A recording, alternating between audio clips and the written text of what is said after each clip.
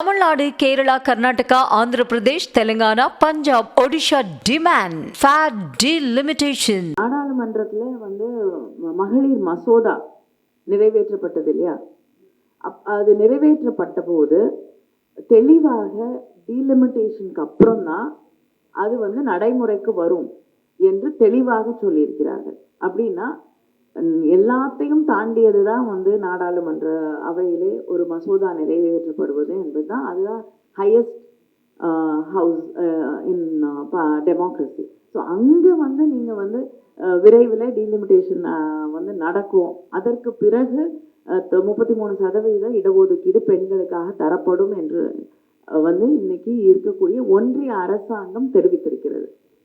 அதன் அடிப்படையில் அதுக்கப்புறம் சமீபத்தில் உள்துறை அமைச்சர் இங்கே சென்னை தமிழ்நாட்டிற்கு வந்த பொழுது அவர் தமிழ்நாடு பாதிக்கப்படாது, ப்ரோராட்டா பேசிஸில் பாதிக்கப்படாமல் டீலிமிட்டேஷன் செய்யப்படும்னு அவரும் தெரிவிச்சிருக்கார். ஸோ இதை தாண்டி வேற என்ன வேணும் உங்களுக்கு? ஆனால் இது எந்த விதமான தெளிவையும் ஏற்படுத்தாமல் ஒரு குழப்பத்தை அதிகப்படுத்தக்கூடிய ஒன்றாக இருப்பதால் தான் நம்முடைய முதலமைச்சர் ஒரு தெளிவான பதிலை மத்திய ஒன்றிய அரசாங்கம் தர வேண்டும் என்று வலியுறுத்துகிறார். வரக்கூடிய அடுத்த கட்ட கூட்டம் ஹைதராபாத்ல நடக்க வேண்டும் என்று தெலுங்கானாவுடைய முதலமைச்சர் திரு ரேவந்த் ரெட்டி அவர்கள் அழைப்பு விடுத்திருக்கிறார்கள். முதலமைச்சர் அவர்களும் அதை மகிழ்ச்சியோடு வரவேற்றிருக்கிறார்கள். நிச்சயமாக இந்த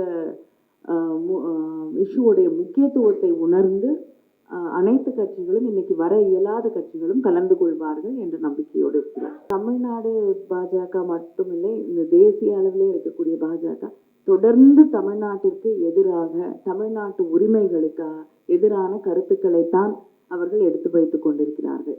ஏன்னா இந்த எண்ணிக்கை, நம்முடைய எம்பிஸோட எண்ணிக்கை குறையும் பொழுது அங்க நாடாளுமன்றத்திலே நாம் எடுத்து வைக்கக்கூடிய கருத்துக்களுக்கு, நாம் சொல்லக்கூடிய விஷயங்களுக்கு முக்கியத்துவம் குறைந்து கொண்டே வரும். நம்மளுடைய ரெப்ரசன்டேட்டிவ்ஸ் குறையும் போது நம்முடைய மாநிலத்திலே இருக்கக்கூடிய முக்கியமான விஷயங்களை அங்கே இருக்கக்கூடிய ஒன்றிய அரசாங்கம் கருத்தில் கூட எடுத்துக்கொள்ள வேண்டிய அவசியம் இல்லாத ஒரு நிலையை நோக்கி தள்ளும். இன்னைக்கே ஒவ்வொரு விஷயத்துக்கும் நாம் எந்த அளவிற்கு போராட வேண்டி இருக்கிறது என்பதை நாம் கண்கூடாக பார்த்து கொண்டிருக்கோம். நமக்கு வர வேண்டிய நிதியாக இருக்கட்டும், மாநில உரிமைகளாக இருக்கட்டும். இப்படிப்பட்ட ஒரு சூழ்நிலையிலே நாளைக்கு எதிர்காலத்திலே நம்மளுடைய ரெப்ரசன்டேட்டிவ் அதுவும் குறையும் பொழுது நம்முடைய குரல் அங்கே இன்னும் பலவீனமாக கூடிய ஒரு ஆபத்து இருக்கு.